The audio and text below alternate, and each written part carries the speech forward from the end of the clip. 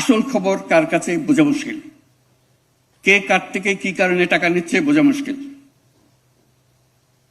সরকার অনেক দূরে এটার থেকে, ভেতরে ঢোকার ক্ষমতা সরকারের নাই, এখনো হয়নি, আশা করি একদিন হবে।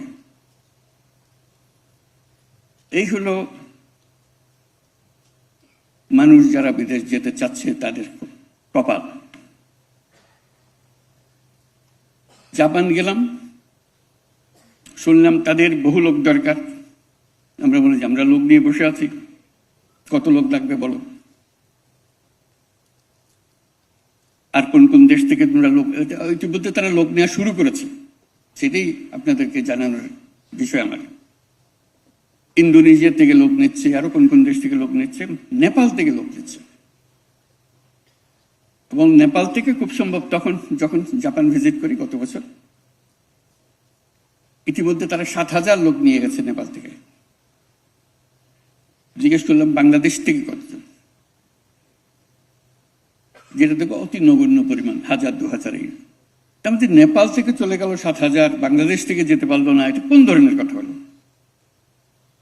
কোন ধরনের সরকার হলো এটা? তাহলে কত লোক লাগবে বলে আপনি যত দিতে পারেন। তা আমি তাৎক্ষণিক বললাম যে আমরা 1 লক্ষ লোক পাঠাবো। আর কি বলতে পারি, এসব সংখ্যা বলা, সে যখন ওপেন এন্ডেড একটা কথা বলেছে, তারা বলছে হ্যাঁ আমরা 1 লক্ষ নেব। আমি অবাক হয়ে গেলাম, তারা 1 লক্ষ লোক, আরো বেশি বললে হতো, আরো বেশি রাজি হতো। আমি বললাম যে 5 বছরে 1 লক্ষ, 1 বছরের লক্ষ্যটা পাঠবো বুঝতেছি, কাজে একটা কথা বলতে হয়। বললাম যে 5 বছরে 1 লক্ষ লোক পাঠাবো, যতদিনে পারো, তোমার কোনো অসুবিধা নেই, যত পারো। শর্ত কি? জাপানি ভাষা জানতে হবে, তার একটা স্কিল থাকতে হবে, এই হতো শর্ত, আর কিচ্ছু নেই। আমি খুব সোজা একটা জিনিস নেবার জন্য সরকার বসে আছে, দেশ বসে আছে, জাপানের মতো দেশ। চিন্তা করেন কেউ যদি জাপান যায়, 5 বছর 2 বছর কাটিয়ে আসে,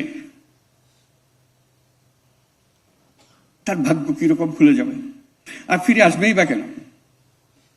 বল যারা এসছে তারা এখানে থেকে যায়, তাদেরকে জাপান ফেরত যেতে দেয় না, তার লোক দরকার। তাহলে আরো মজার কথা, এরকম লক্ষ লক্ষ লোক দরকার, আর আমাদের লোক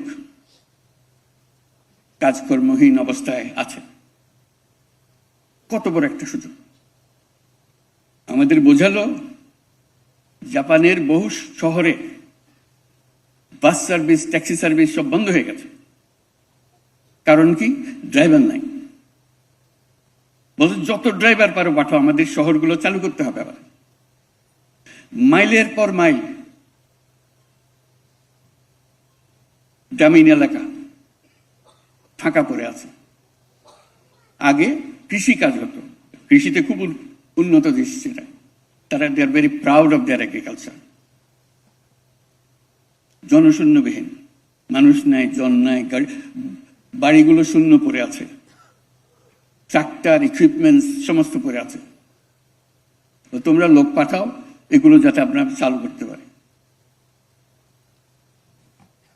সেই কথার সূত্র ধরে বহু লোক আসা যাওয়া করলো, জাপান থেকে আসলো, জাপানি যারা নিয়ে যাবে তারা আসলো, তাদের সঙ্গে বৈঠক করলাম। তার মধ্যে একজন বললো যে আমার কারখানা এখন বন্ধ হওয়ার উপক্রম, আমার 5,000 শ্রমিক কাজ করে আমার এখানে, তার অর্ধেকেরও বেশি এখন 70 বছর পার হয়ে গেছে, আমি আর বেশি দিন ধরে রাখতে পারবো না, তারা অনেক আগে রিটায়ার করার কথা, তাদেরকে আমি ধরে রাখছি, আমার কারণে আছে, কিন্তু 70 বছর পরে আর রাখা সম্ভব হবে না, আমার কারখানা বন্ধ করে দিতে হবে, আমার লোক দাও। এরকম বহু কারখানা ইতিমধ্যে বন্ধ হয়ে গেছে, লোক নাই। এক অদ্ভুত পরিস্থিতি। কাজে এই পরিস্থিতির মোকাবেলায় আমরা কত দূরে আছি, যেখানে পাওয়ার জন্য লোক আগ্রহ করে বসে আছে, আমরা পাচ্ছি না। কেন পাচ্ছি না? তার মধ্যে একটা বড় করুণ কাহিনী। সে করুণ কাহিনীর একজন সাক্ষী এখানে উপস্থিত আছে, লুৎফে।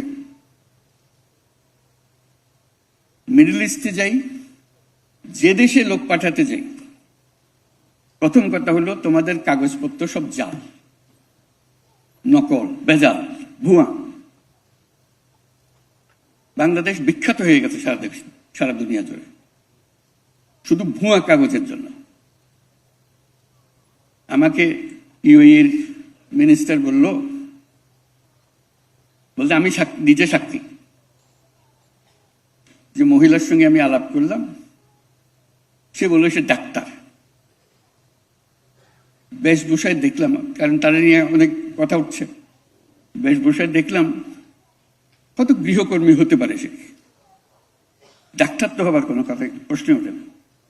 কিন্তু তার দাবি হলো আমার কাগজপত্র আছে, ডাক্তারের সার্টিফিকেট আছে তার, জেনুইন সার্টিফিকেট, এটা চেক করা হয়েছে, জেনুইন সার্টিফিকেট। বলতে আমরা কি করি এখন? অবশেষে তারা বাংলাদেশ থেকে লোক নেওয়া বন্ধ করলো। আপনাদের হয়তো মনে আছে, একেবারে টোটালি সিল, বাংলাদেশে কোনো লেখা নেই, সব কাগজ ভুয়া। এক জালিয়াত জাতি হিসেবে আমরা পরিচিত হয়ে গেছে। লুৎফে বহুবার গেছে মাপ চাইবার জন্য, যাদেরকে মাফ করে দাও, সামনের থেকে এটা ঠিক হয়ে যাবে। তাকে বারবার পাঠাচ্ছি, বারবার গিয়ে এসে অনুরোধ করছে, আমরা এরপর থেকে নিজেরা চেক করে দেব। ওরা বলছে না, এই সিদ্ধান্ত আমরা পাল্টাতে পারবো না, কারণ আমাদেরকে এত ঠকানি ঠকাইছে এ পর্যন্ত, প্রতিটি কাগজ ভুয়া।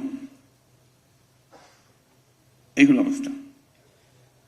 এই দরজা খুলছে কিনা জানি না, একবার শুনলাম শুধু অল্প একটু খুলেছে।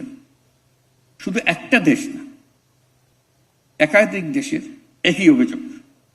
তোমাদের লোক নেব কি করে? কাগজপত্র সব ভুয়া। ওই যে শব্দটা, ম্যাজিক ওয়ার্ড যেটা উল্লেখ করলাম, ওইটাই হলো আসল দালাল। এই দালাল থেকে সবকিছু উৎপত্তি হচ্ছে। সে কাগজপত্র তার কারখানাতেই তৈরি হয়ে গেল সবকিছু, দেশের সঙ্গে তার কোনো সম্পর্ক নেই।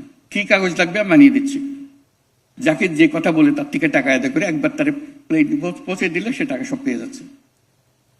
আমাদের কপালে কি এই থাকবে? আমরা একটা জালিয়াত দেশ হিসেবে, জালিয়াত জাতি হিসেবে বেঁচে থাকবো? সবার দরজা একের পর এক বন্ধ করে দেবে?